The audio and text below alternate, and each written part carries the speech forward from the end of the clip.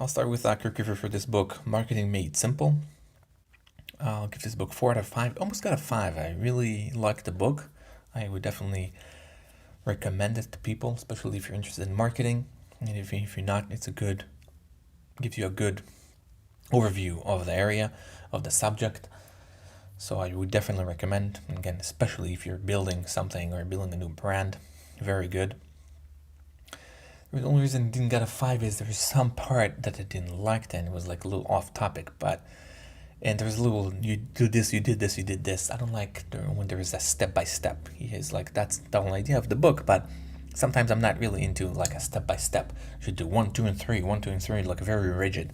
Not into rigid stuff, but very good, short book, not too long, straight information, a lot of it, and good information. So I would recommend. Let's see the notes.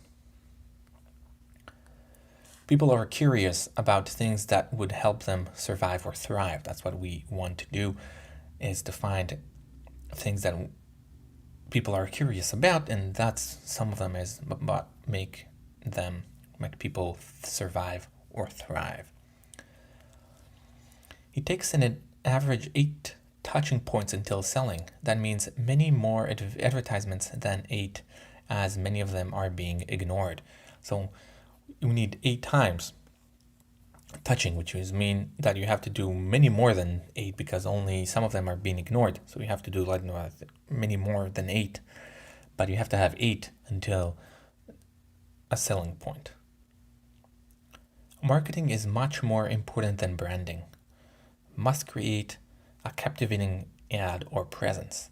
People think that the branding is more important, but the marketing is much more important than the brand itself. The name or the logo is not the important part. The marketing is the important part.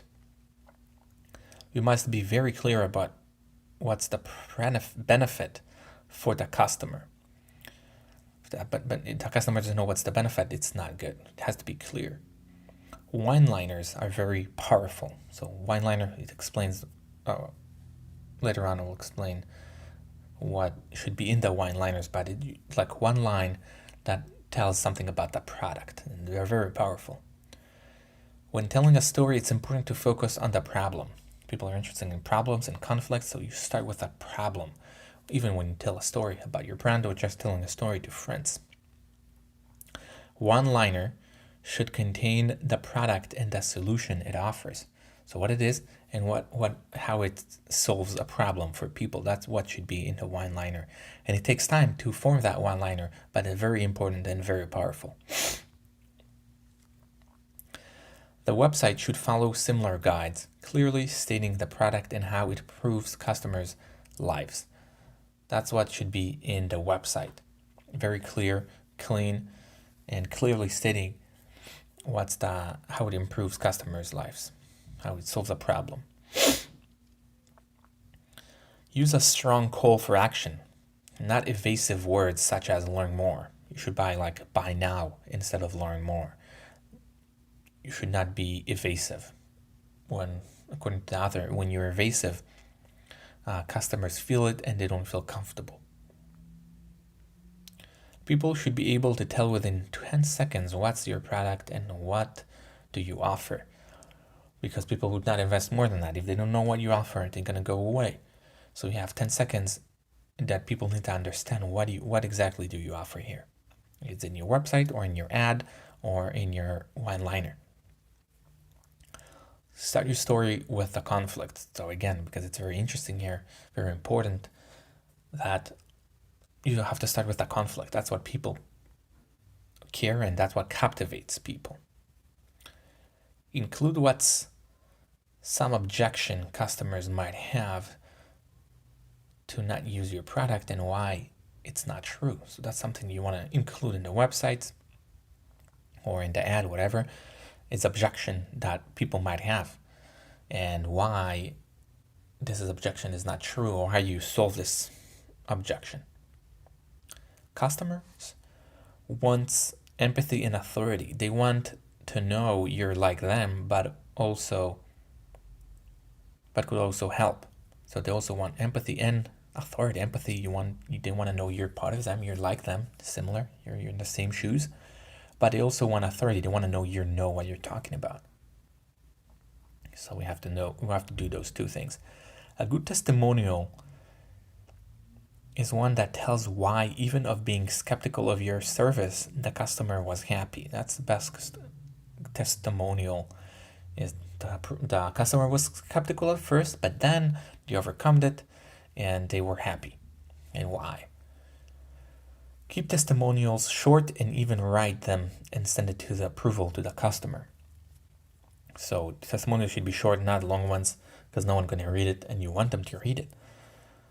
So keep them short and even write one, send it to the customer and for approval and then post it. Write objections customers might have and then write a few sentences to address those. That could be used as the explanatory paragraph, because there should be an explanatory paragraph in a website, and you can write the objections and and address those objections right there. Lead generators are usually PDFs that captivate audience attention and promote them to sign up for their email. That's what lead generator. It's usually just a PDF. There's other ways like landing pages that captivates the audience attention, and that's what promotes them to sign up with email or something else. Side note, the book is very practical. That's really what I liked about the book. Very practical information, very current and useful. You can actually do things with it. If you confuse, you lose. I really like this one. If your customer is confused, you're losing.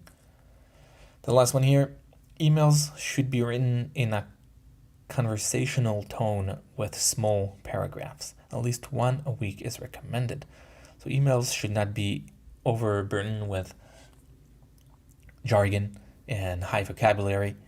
It should be in conversational voice, small paragraphs, because people want to people can follow it, not too long, obviously. And how often you should send emails is about once a week is recommended, but obviously depends on the product and everything else. So that's for the book, for the notes. Interesting. I would recommend, again, I said, especially if you're into marketing or doing something that is related, but even if not, it's interesting to read. Thank you.